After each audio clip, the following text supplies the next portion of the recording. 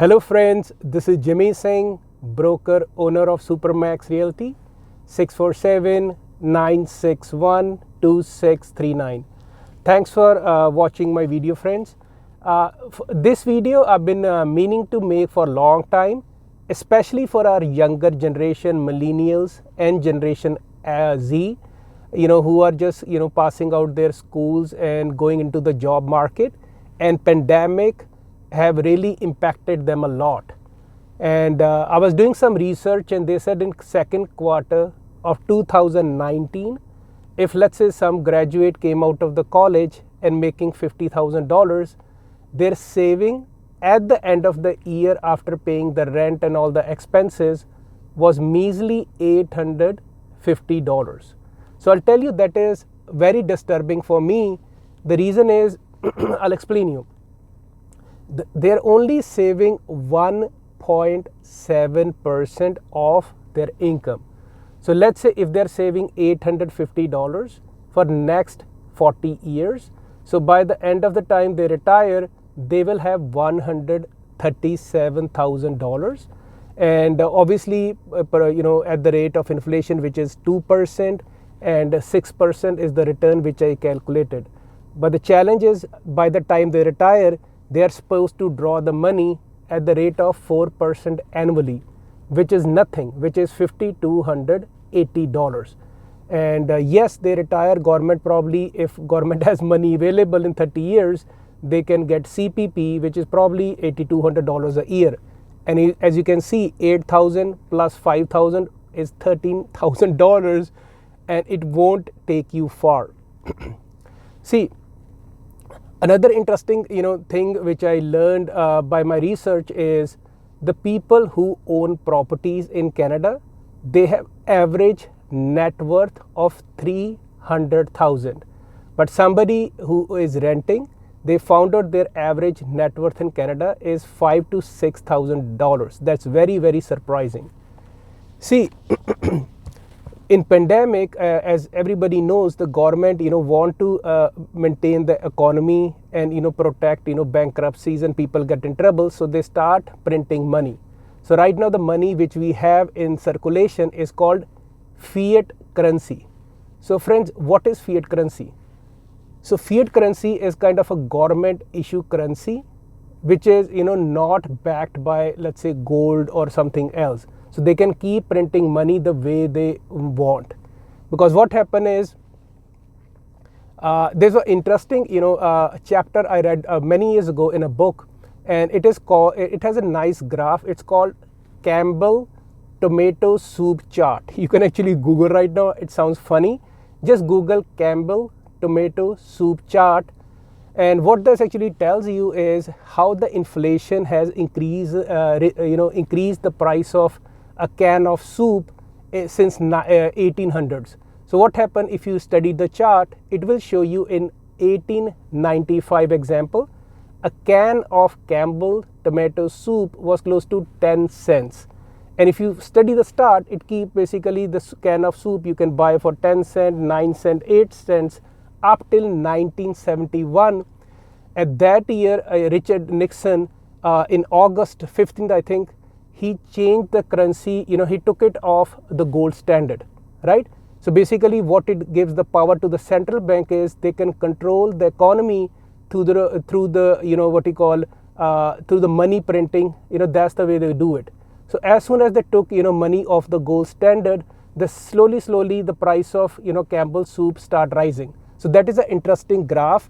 You can see it, how the purchasing power is coming down, and cost of goods is going up in last 30-40 years. So that is a very, very interesting graph which I study. Because in real estate also what happened is inflation, cost pushes the inflation. For example, if you're a builder, so if you see the cost of lumber, the cost of drywall, and the cost of concrete increases, at the end of the day you want to make a certain profit, and whatever extra cost you're incurring, you're going to pass out to your consumer. So this is the reason of high cost of new construction homes all across Greater Toronto area, Golden Horseshoe, southwest Ontario, and in next couple of years I see this trend happening. Obviously, you know, I'm not here to make any prediction on real estate, because as a matter of fact there's like tons of videos. Actually nobody knows what's going to happen in future, right?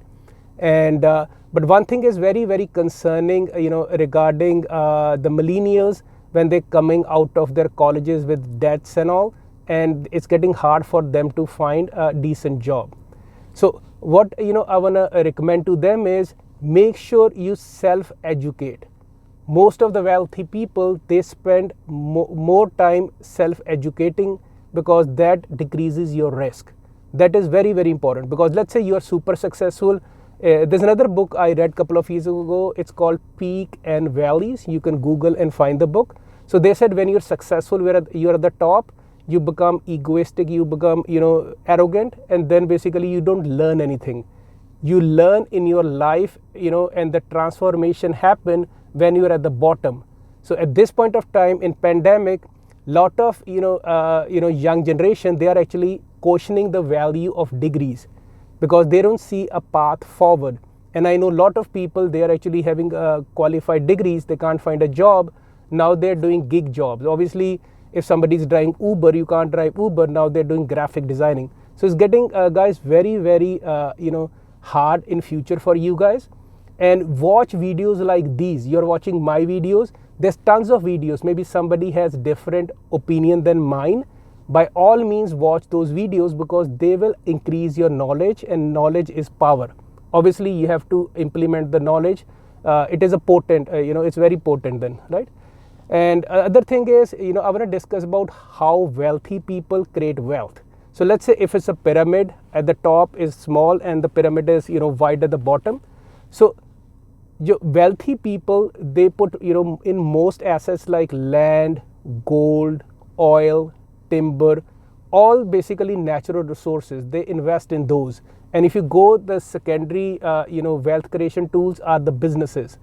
Right now everybody knows economy is hurting, and small businesses are backbone of the economy. So if restaurant service industry is hitting, other small businesses are hurting, it's going to trickle down the economy, guys. So make no doubt about that, right? And the top of the pyramid is the third investment tool, which is paper assets like stocks, bonds, ETFs, which are very, very risky. So the point I'm trying to make is, guys, be read lot of books. In my car I carry like tons of books with me when I get a chance. For example, I like Dragon Den Show. So this is the book by Robert Herjavec. And then I have another book which I ordered for Amazon. It is written by Brett Wilson. That's another shark. And then I have book from Mr. Wonderful, Kevin O'Leary, right? So what I do is I carry books. I keep my mind focused. I don't focus too much on negativity in the media, because I know my self-education will take me places. So that is very, very important, guys. And have an open mindset. Don't be rigid. Don't be flexible. Be flexible. Because the time you spend reading these books, watching the videos, will create real wealth for you. Another thing is, we have to understand is, right now with negativity, most humans, we do everything out of fear. So if you study stock market, most people, they sell when they are scared, and when they buy and jump into the market when it's too expensive. So those things are very, very important. You learn from people who've been in the market for a long time. And the way the real estate in Toronto right now is, a condo in Toronto is approximately $630,000. And there was an article in one of the magazines last week. They said to buy that condo, right now the rent is roughly $2,500, right? So they said it will require 22 years for the tenant to buy the condo outright. Obviously, in some places in Toronto, the cost is such, it will take them 35 years of rental payment to own the condo cash. So those things, are very, very, important for you to know the facts, and, spend time learning how the market works. And as a millennial, you have to make a budget. Doesn't matter, where you start. Everybody has to start from somewhere. So these are a couple of points I can share with you. First, set up a budget, right? do a financial analysis for you, see how much income is coming every month, see how much is your expenses, and make sure you have savings set aside. So when you go to a bank, if you're just coming from high school, make sure you open 2 bank account. First is called check-in. Check-in account has a little bit less fee, so basically it will allow you to do more transactions. So if you want to put gas in your car, you want to do grocery, you want to pay your rent, so check-in account is very, very good. Second is you're going to open a saving account. That is for your emergency. Try to make sure you have 6 to 8 months of cash there, and that is purely to buy your investments or assets that will generate you money. And second thing you want to do is get out of debt. I give you an example. So let's say you have a visa or you have a debt at 6 to 8%. Focus on that, try to pay it off, because when you pay that 6%, 12% visa off, instantaneously you make that kind of return. So that is very, very important.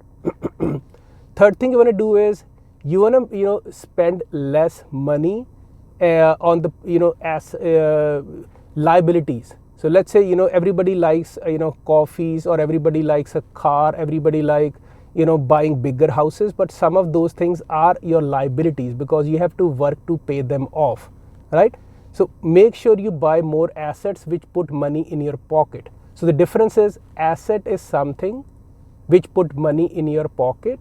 Liability is something which take money out of your pocket.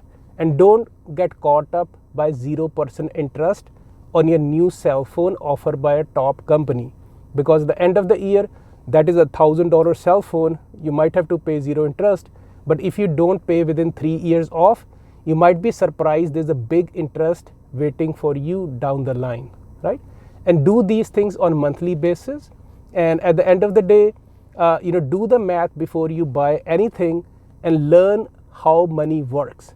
And the last thing I want to share with you, these are certain thoughts I'm going to leave with you, so you think how you're going to live your life.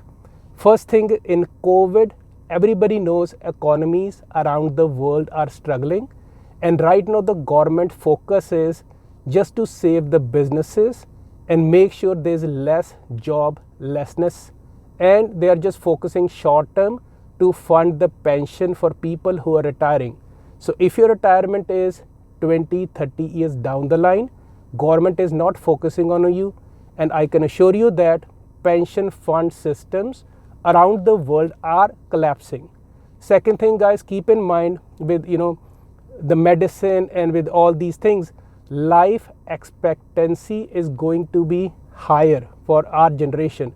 We're going to live longer, maybe 75, 80, 90 years, right? Maybe 100 years. So you want to make sure lot of good things in life, a lot of experiences which young generation wants. They want to travel, eat out, all those things cost money.